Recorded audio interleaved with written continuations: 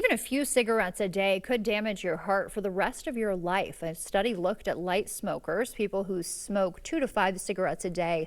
They had more than a 50% higher risk of heart failure and death, and the risk stayed elevated for up to 30 years after they quit. But there is some good news. Quitting does slowly lower those health risks.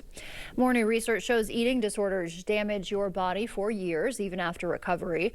A study found people with anorexia, bulimia, or binge eating face higher risks of diabetes, kidney failure, liver failure, and death, especially in the first year.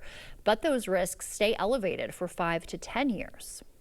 Flu activity is low across the state, but health officials say that there could be a surge after Thanksgiving. News 8's Grace Monk has more on a new flu strain. Flu season is around the corner. The holidays is a really great time to be with family, but it's also an opportunity to get sick from other family members. Last winter, the U.S. had its highest rates of flu hospitalizations in nearly 15 years. Health officials say another severe flu season is possible due to lagging vaccinations and a new mutated strain. It has become the predominant strain over in the UK, over in Europe.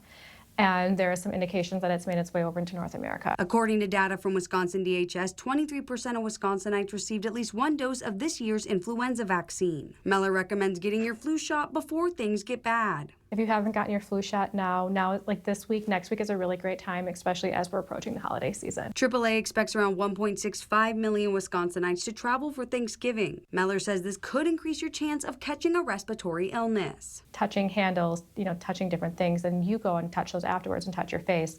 It's a really great way to be exposed. In addition to getting a flu shot, Meller recommends washing your hands frequently and staying home when you feel sick, even if that means skipping your Thanksgiving plans. If you are having a little bit of like a runny nose, a slight cough, you're feeling maybe a little bit under the weather, our best advice is just to stay home and take care of yourself, and then maybe schedule your family events for a little bit later when you're feeling better.